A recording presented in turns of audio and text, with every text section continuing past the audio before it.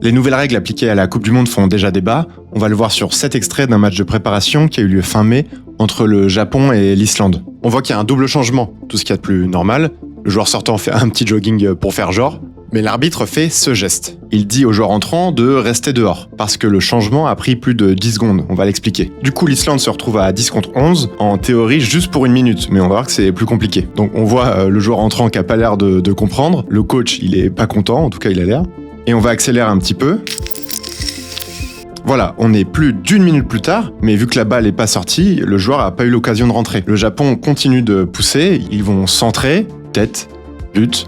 Ils vont gagner ce match grâce à cette nouvelle règle. Nouvelle règle, conséquence directe. Là, on était sur un match amical, mais pour la Coupe du Monde, cette règle et toutes les autres qu'on va voir risquent d'avoir des impacts majeurs, si elles sont respectées. On va décrypter tout ça, pousser l'analyse avec quelques graphes. On verra pourquoi ces règles s'inscrivent dans une tendance plus globale, visible dans tous les sports. Ok, déjà un peu de contexte. D'où viennent ces nouvelles règles? Qui décide de les ajouter? Les règles globales de la Coupe du Monde se trouvent dans ce document. On y voit le nombre d'équipes, le déroulement, etc. Nous, aujourd'hui, on s'intéresse aux règles du terrain. On peut lire ici que tous les matchs devront suivre les lois du jeu, qui sont définies par l'IFAB, l'International Football Association Board. Donc, dans ce doc, on va pas trouver les règles précises, juste les principes généraux. Il y a quelques précisions, comme les fameuses pauses d'hydratation. On en reparle un peu plus loin. Pour trouver l'origine de ces nouvelles règles, on doit d'abord se renseigner sur l'IFAB. Ce sont bien eux qui définissent les règles du jeu depuis plus de 100 ans. Quelque chose d'assez fou, c'est qu'il n'y a que 5 membres, la FIFA, la Fédé internationale, c'est normal, et les 4 membres fondateurs, les fédérations anglaises, écossaises, galloises et irlandaises. Chaque début d'année, ils se réunissent dans un de ces 4 pays, en général dans un beau château, et ils décident des règles du foot qui vont être appliquées partout dans le monde. Du plus grand stade de la plus grosse compétition au plus petit patelin perdu en Mongolie.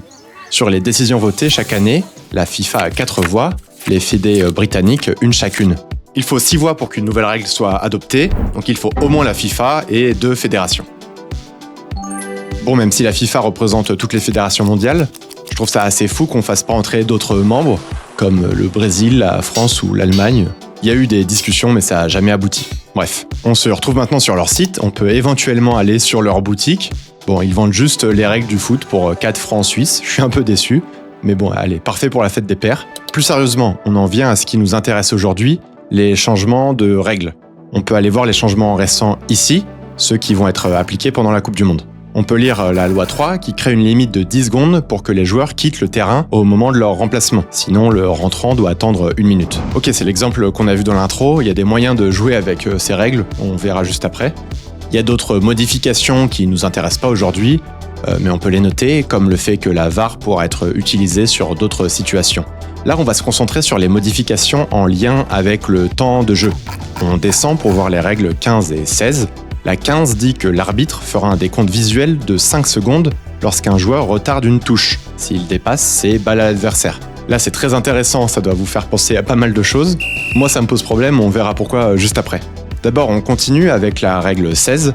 C'est la même chose, mais pour les 6 mètres. Et enfin, la règle 17, si un gardien conserve le ballon à la main pendant plus de 8 secondes, c'est corner pour l'équipe adverse. Ça change un peu de la règle actuelle.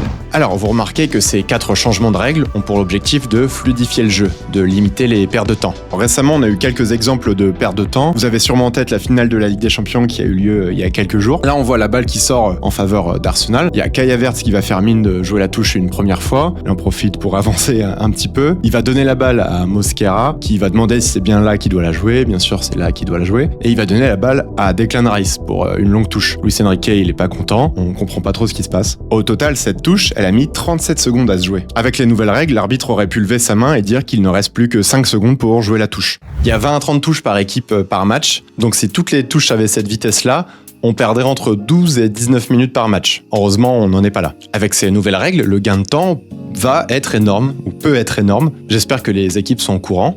Avant de voir pourquoi ça pose problème, c'est nécessaire de revenir plus en profondeur sur une notion déjà évoquée sur la chaîne, c'est le temps de jeu effectif. Ok, vous le savez, la durée d'un match c'est officiellement 2 fois 45 minutes, mais il y a également le temps additionnel. On ajoute 7 minutes en moyenne dans les championnats du Big Five. On appelle l'ensemble le temps chronométrique. Au foot, si on ajoute les 15 minutes de mi-temps, on arrive au temps total, que vous passez à regarder un match. C'est le temps de présence. Aujourd'hui, nous, on va se concentrer uniquement sur le temps chronométrique, 96-97 minutes. Avec l'exemple que l'on vient de voir, on sait que cela ne correspond pas au temps où la balle est en jeu. Lors d'une touche, d'une célébration, d'un changement, le chrono tourne, mais le jeu, lui, s'est arrêté. Concrètement, la balle n'est en jeu que 55 à 65% du temps dans un match de foot. Ça va évidemment dépendre des matchs, des championnats, etc. Mais on aurait autour de 55 minutes de temps de jeu réel, c'est ça le temps de jeu effectif.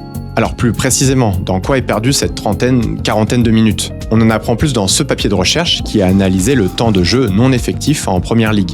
En moyenne, 9 minutes sont perdues pour les touches, 6 minutes pour les 6 mètres, 5 minutes pour les fautes et aussi les corners. Il y a également 3 minutes pour les remplacements, les soins médicaux, les buts.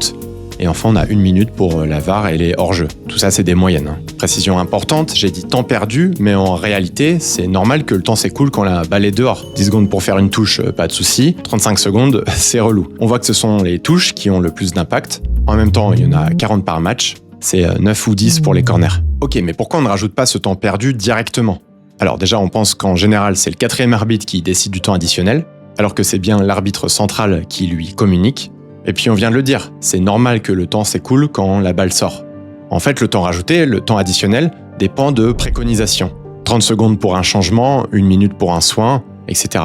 C'est à l'appréciation de l'arbitre de rajouter quelques secondes en plus si une équipe a abusé, si la perte a été excessive. Et le problème est là, à partir de quand c'est excessif? C'est tout à fait arbitraire, haha, une question de ressenti pour l'arbitre. Une équipe se prend un 5-0, on va pas trop traîner, une autre équipe prend trop son temps, là on en rajoute. Quand on est fan ou joueur, le fait que ce temps soit lié à une interprétation, on peut avoir du mal à le comprendre. En 2022, un décompte plus strict avait été mis en place, notamment sur les célébrations, les remplacements, la VAR.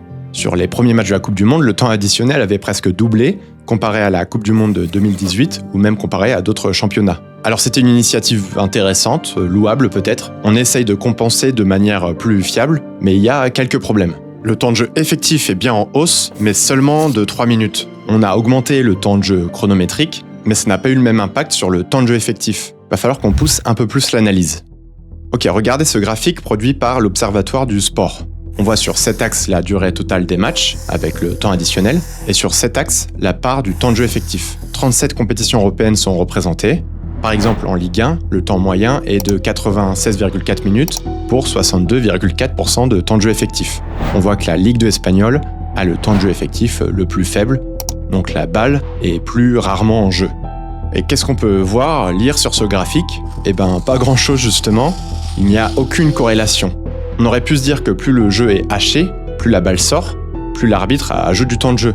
On aurait des points comme ça, et là une corrélation. Mais non, le temps de jeu total n'est pas corrélé du temps de jeu effectif. C'est pas très instinctif. En d'autres mots, pour être plus clair, c'est pas parce qu'un match est plus long que la balle va être plus régulièrement en jeu. Pourquoi? En fait, ça vient du fait que la fluidité du jeu n'est pas prise en compte pour déterminer le temps additionnel. C'est plutôt un aspect culturel, et donc arbitraire, propre à chaque arbitre ou aux consignes qui lui sont passées. Et ces différences, elles posent problème. On comprend pas comment le temps est calculé. Pourquoi on permet à certaines équipes de gagner du temps? Les règles, elles permettent tout autant d'ajouter 8 à 15 minutes que parfois seulement 3. On en arrive à nos nouvelles règles. Elles laissent une nouvelle fois la main aux arbitres qui décident à partir de quand un décompte doit être lancé sur une touche ou sur un corner. Alors, il faut savoir que la FIFA aime bien changer les règles avant une Coupe du Monde. On l'a vu avec le calcul du temps additionnel en 2022, mais c'était également le cas en 2018 avec l'arrivée de la VAR, pour ceux qui s'en souviennent. Alors, il y a évidemment des tests avant chaque Coupe du Monde, mais c'est des petits tests. Pourquoi ils généralisent pas ces règles en Ligue 1 ou en Champions League pour avoir plus de recul? Premier élément, même si en théorie, les règles décidées par l'IFAB doivent s'appliquer partout dans le monde, la FIFA ne gère en direct que ces Coupes du Monde, masculin, féminin, chez les jeunes, et la Coupe du Monde des clubs aussi maintenant. En instaurant les règles à ce moment-là, la FIFA donne l'exemple à suivre. Ça impulse le mouvement. On les remarque aussi parce que c'est la Coupe du Monde, mais en réalité, il y a des changements tous les ans. Là, par exemple, on voit les changements effectués l'été dernier, qui n'ont pas fait autant de bruit. Bon, changer les règles pour avoir un meilleur spectacle, c'est pas nouveau. La Coupe du Monde de 1990 était déjà marquée par les actes d'anti-jeu, donnant des matchs hachés est difficile à suivre. Il y a eu des réformes concrètes, restriction de passes aux gardiens, les passes en arrière, obligation d'avoir d'autres balles au bord du terrain, limite de 6 secondes maximum pour qu'un gardien lâche la balle, une règle aujourd'hui pas toujours respectée. Désormais, avec la hausse des droits TV, on paye de plus en plus cher pour regarder du foot. On en veut alors pour son argent et avoir du spectacle. La réflexion sur le temps de jeu effectif devient plus importante. D'autant plus qu'avec la hausse de la data, on arrive de mieux en mieux à suivre l'utilisation du temps de jeu. Alors d'un côté, la FIFA veut augmenter le temps de jeu effectif en rallongeant les matchs comme en 2022 ou en essayant de fluidifier le jeu, c'est l'objectif de cette année. Mais de l'autre côté, il y a la VAR qui vient couper le match pendant de longues minutes, il y a aussi les remplacements supplémentaires qui rallongent les arrêts, et évidemment les fameuses pauses fraîcheurs qui vont être systématiques pendant cette compétition. C'est évidemment important de penser à la santé des joueurs, mais on pourrait mettre des bouteilles d'eau derrière les buts et ils vont boire à chaque corner. Je vous laisse dire en commentaire pourquoi il y a ces pauses d'hydratation. Bref, d'un côté on essaie de fluidifier le jeu, de l'autre côté on le freine, des mouvements contradictoires. Est-ce qu'on pourrait pas essayer de s'inspirer d'autres sports ? Par exemple au hand et au rugby, on arrête le temps systématiquement sur certaines actions ou on donne la possibilité à l'arbitre de le faire. Et puis on a la possibilité d'entendre les arbitres aussi. C'est pas mis en place au foot, je comprends toujours pas pourquoi. Il y a aussi une tendance qu'on observe dans tous les sports de lancer, au baseball ou au tennis notamment. Un chrono a été ajouté. Face à l'augmentation non contrôlée de la durée des matchs, les lanceurs ont maintenant un temps maximum. Au foot, il y a des lancers également, les touches. On l'a vu, ce sont elles qui sont responsables de la plus grosse perte de temps dans un match. On pourrait penser un timer dès que la balle sort. Alors qu'avec les nouvelles règles, c'est l'arbitre qui lancera un décompte sur sa main quand il estime que c'est trop long. On en revient encore à l'appréciation. D'où passer au temps de jeu effectif. Dès que la balle sort ou s'arrête, on arrête le temps. Alors premier problème, il faudrait immédiatement en réduire la durée des matchs. On l'a vu, on est plutôt autour de 55-60 minutes de temps de jeu effectif. Donc on pourrait mettre demi-temps de 30 minutes. Immédiatement, on peut se dire qu'il n'y a plus de raison de perdre du temps. Alors factuellement, oui, le joueur ne gagne plus de temps s'il est au sol, s'il traîne pour sortir, etc. Mais ceux qui font du hand ou du basket savent que la gestion du temps, c'est pas que ça. Ça sert également à casser le rythme. Dans ces sports, on pose un temps mort pas pour perdre du temps, mais pour que le match ne s'emballe pas, pour casser le momentum de l'adversaire. Je dis pas du tout qu'il faut des temps morts au foot, au contraire, mais paradoxalement, passer au temps de jeu effectif, ça n'arrêtera pas l'anti-jeu. On lance une balle au loin, pas uniquement pour gagner du temps, mais également pour se replacer par exemple. Et au final, on pourrait avoir des fins de match très hachées, où l'équipe qui perd multiplie les fautes pour arrêter le temps, comme au basket. On fait aussi disparaître l'urgence de jouer. C'est moins important de jouer vite si le temps est arrêté. C'est presque contre l'essence même de ce sport, qui n'est pas un sport de séquence, mais de continuité. J'ai très hâte de voir comment ça va être mis en place pour la Coupe du Monde, puis dans le reste du monde. Est-ce que ça va être appliqué à la lettre ? Est-ce que ça va être le début d'une révolution, ou juste une règle en plus pas réellement appliquée ? Voilà, merci beaucoup d'avoir regardé cette vidéo. Pensez à vous abonner, à liker, à booster depuis vos portables. Il y a un serveur Discord aussi si vous voulez venir parler de tout ça. Alors peut-être qu'il va rien se passer pendant la Coupe du Monde, mais au moins on aura pu parler un peu de ces nouvelles règles, et on se dit à la prochaine.